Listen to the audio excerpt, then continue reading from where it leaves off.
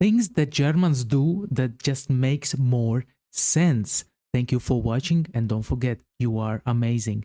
Let's react. Up. The first point is going to be the triangle, and me trying to make a triangle with my hands is not really working out, you guys. And the vest that Germans carry in their Yes, Americans are struggling to do the triangle. This is we know, yes. car. This is not required in the United States, and I always wonder why. And so basically you have this little triangle that has reflecting lights or strips on it, and it's for when you get into an accident.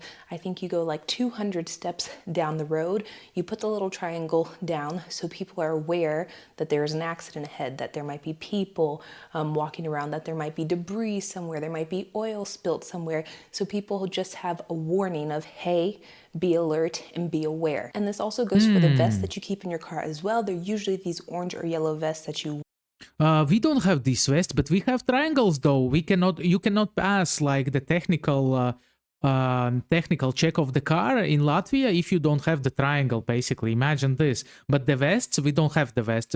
Probably we should, especially in nighttime. Vests are very useful.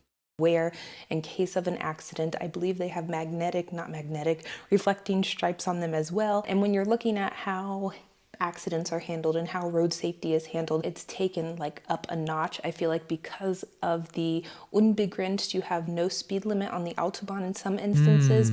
And so you have to be cautious. You have to be careful because accidents can happen. And just on roadways in general, regardless of what speed limit you are driving, accidents happen. And so they're trying their best in Germany to prevent other injuries, other accidents, other things that could be associated with, I have no idea, someone being stuck on the side of the road. So the next one you get. Some people love to put this triangle like 200 meters when there's no debris, nothing. Basically, their car just died or something like that in the middle of the road in the rush hour.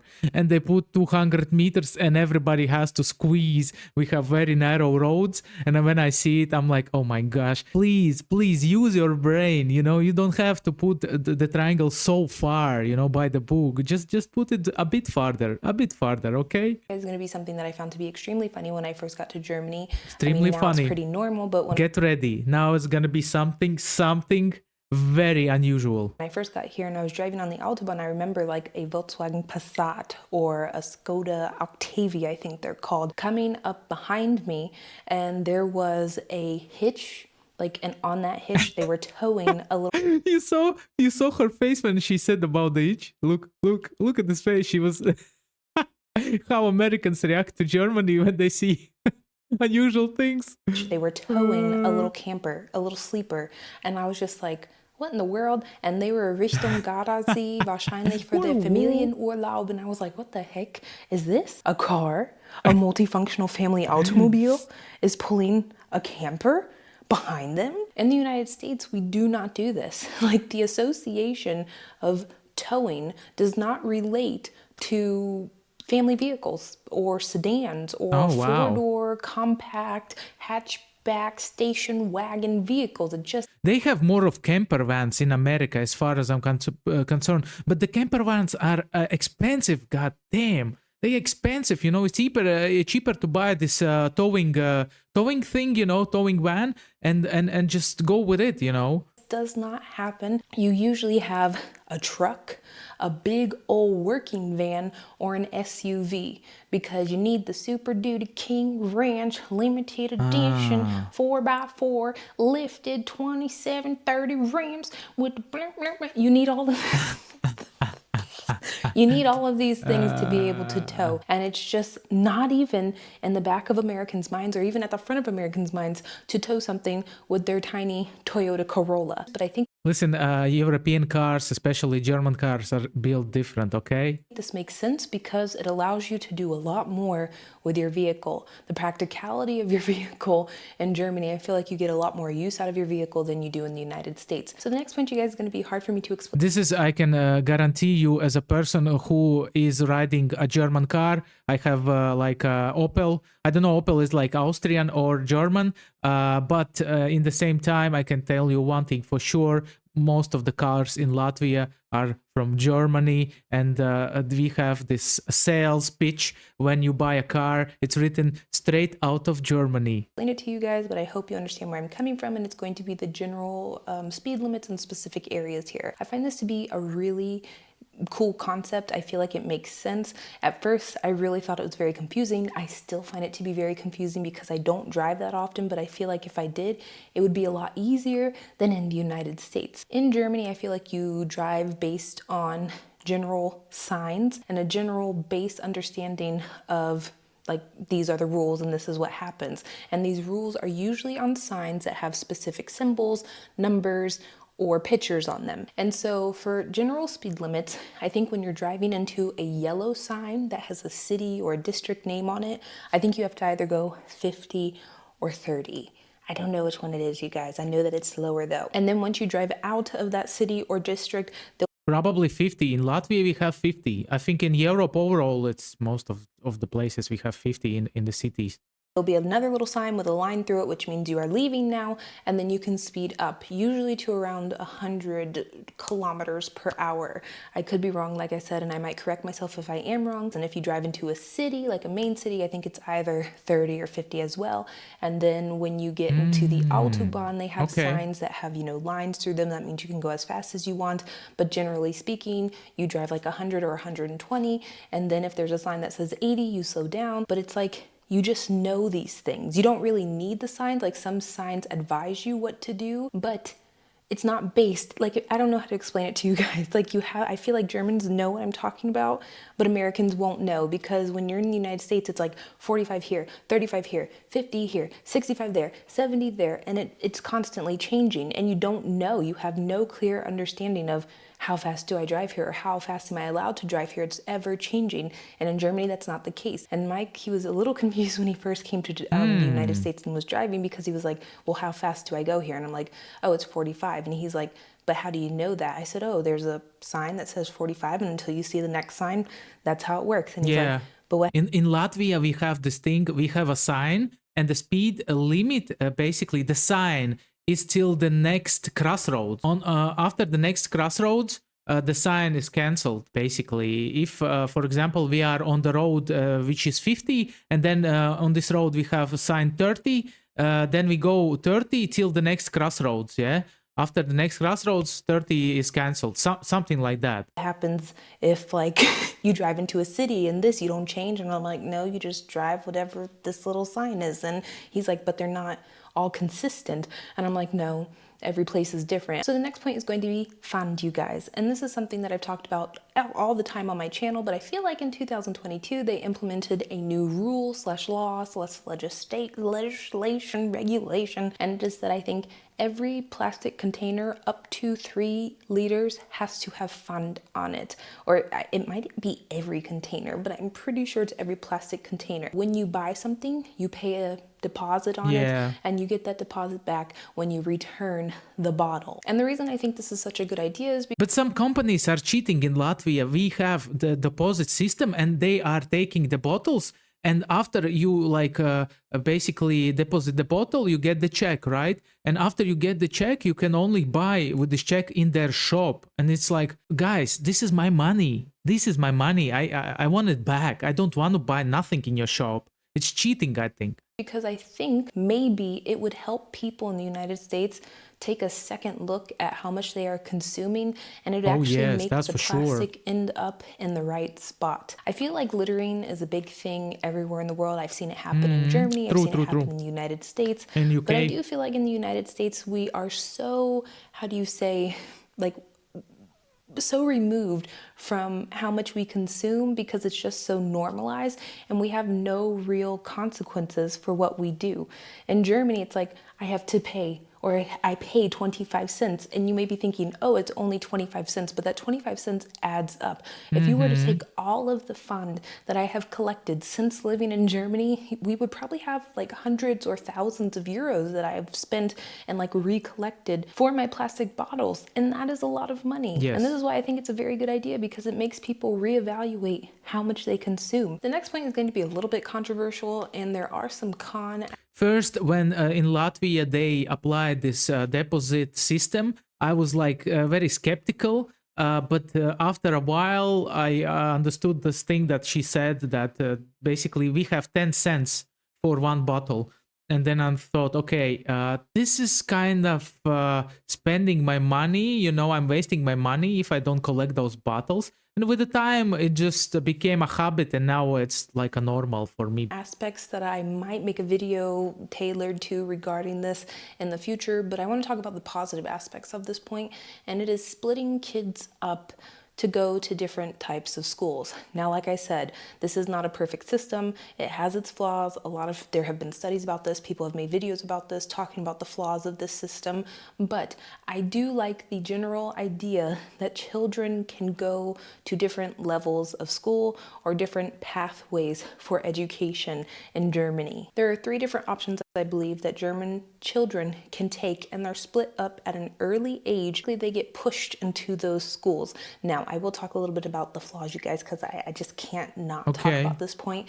I do feel like it happens maybe too young, and sometimes kids are pushed to do stuff based on their economic or social standing, and maybe not based on their merit or their grades or their success level. But I do think if this was maybe worked on a little bit, and maybe a little bit more time and effort and resources were put into this system and making it, just a more functional system, then I would say it is a perfect system, because I've said this many times before, not everyone is. So by her words, it means that system is not functional?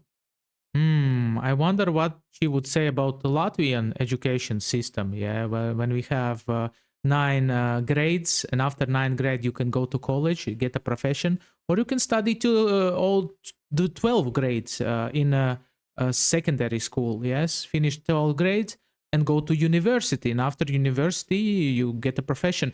It kind of sounds pretty easy. I wouldn't say it sounds like difficult. So I don't know. Maybe our system is not so like bad in the end. It's hard to judge, really. Made for the traditional school route. Not everyone is made to go to high school, to go to college, to go to university, to get their master's and work as a CEO at this company, or work as a marketing manager, or doing all these things. Some people like construction. Some people like working on cars. Some people like drugs. People like working as teachers. Some people like working as models. Some people like working as photographers. And so I do think that this could be a very encompassing school system, but it just needs to work out its tweaks. So the next point, you guys, is going to be something. This is what I think in Latvia they do in university. And also in college, you can choose a profession which is more like art related. Let's say photography, let's say painting and other stuff, or photography second time, or let's say mathematics science, let's say economics, what all related to these professions. That I already talked about, and I think it's pretty funny, and I think it's an interesting point because so many people were confused about it when I talked about it in my previous video, and it is that you can pay for your gas after you pump. I'm trying to think if that's the right way to word it. So yeah, in the United States, you usually pay beforehand, meaning you put your credit card, debit card in the little machine at the gas station, and then you just pump your tank full, or you put however much money you want to put in there. Or you have the option of going in and telling the cashier that you want to put 20 on pump 1. And a lot of people were like, but how do you know when you do that how much you pay or how much gas you need? And I was like, you don't, you just guess. And I think that the German method makes more sense because it's true, you do guess in the United States. And this has happened to me like from both ends of the spectrum, where you say, okay, I want to put 20 on pump 1, and then your car needs like $23.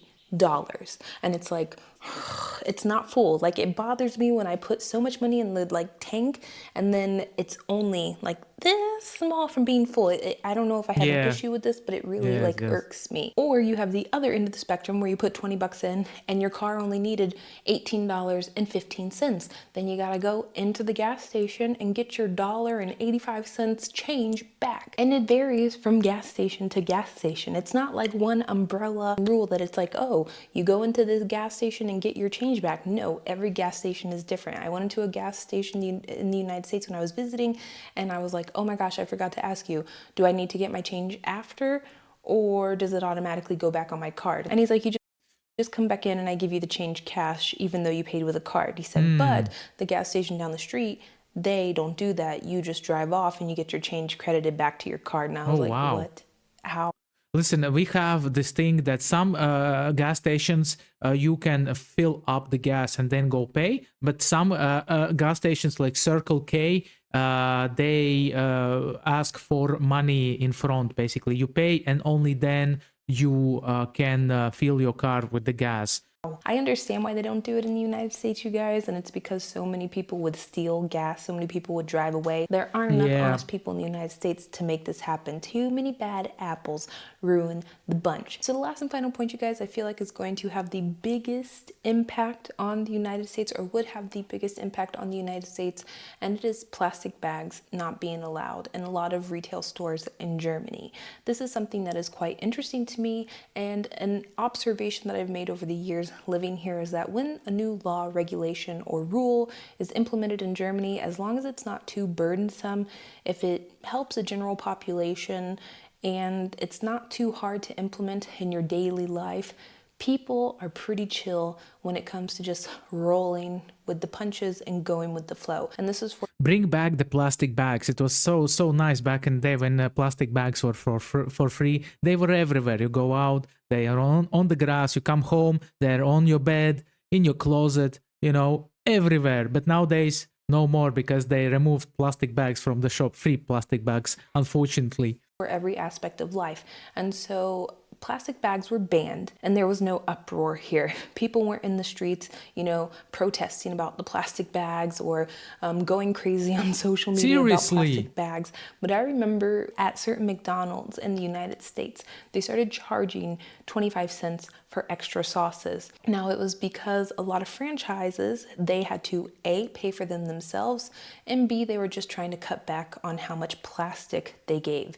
And so you would buy 10 chicken nuggets, you'd probably get 2 to 3 sauces, and there would be people who would be like, I need 10 sweet and sour sauces for my chicken nuggets. And then they're like, okay, that'd be 25 cents each. And people were in an uproar. I need my sweet and sour sauce, and if I can't get 10 plastic things of it, then it's communism. And I'm just like, what is going on? This can't be real life. This is communism. Man, Americans. I always find it to be very interesting how societies react to these things. Germans are, it's whatever, no big deal, doesn't really bother me that much, and what's 25 cents? In the United States, oh my gosh, it's such an inconvenience, my life is ruined, and I'm suffering. And that is the same with plastic bags in the United States. I know that some states, maybe not states, maybe certain cities, districts, counties have banned plastic bags, but they are still very prevalent in the United States. For the United States to completely ban, let's say, plastic bags at grocery stores, I feel like would cause an uproar. I honestly feel like people would protest in the streets because Seriously, of this. bring back plastic bags. I would join them, I love plastic bags. They were kind of nice, they were for free. And it's so crazy to me because there are so many places in the world where people don't use plastic bags and they're perfectly fine. They're not dying on the side of the street. They're not having to, maybe they have to carry a few extra bags with their groceries. I love it. But it's just I think it would be such a positive impact. It would get rid of so many plastic bags that people use on a daily basis that they have no Überblick. They have no understanding of how much plastic they consume when it comes to grocery shopping and using these single-use plastic bags, and maybe using 5 to cover their milk or wrap their eggs in a bunch of plastic bags. Listen, let me know in the comment section what did replace the plastic bags. What do you use instead of plastic bags right now in German shops? People they've lost all control of how much they're consuming. And so I think the best way, this is maybe the same, and this is why they did it in Germany as well. The best way to stop consumption of these things, because you don't necessarily need them, is to just ban them outright. Yeah. Now, I do think there are certain instances where people will argue with me and say, oh, well, you need plastic bags for this or you need plastic bags for that. And that is very true. There are some instances where maybe you do need a plastic bag or like a plastic straw or a plastic cup. There are some instances where maybe you do need this. But for the majority of the time, you probably don't, and you'll be fine without it. But yeah, those are all the points, you guys. I agree absolutely, especially about the plastic straws. This is the thing that you put in the drink, let's say in McDonald's, because we consume so much microplastic nowadays, and this is very bad for health, especially for men's health, especially for men's capability of making kids. This is what I heard from recent researches. So microplastics are very bad, and I'm really happy that they removed it. Of course, I got used to it. I got used to it. You know, the plastic straws was the best. But if you look from the healthy side, of course, it is best for the people, and this is best for the environment, no doubt about that. Because Latvia nowadays we are going to the green side. Also, transport is moving more to towards electric transport, less fuel transport. The same with the public transport. By the way, we buy a lot of buses, electric buses from Czech Republic. Let me know in comment section, do you agree with this woman or you disagree with her, and why?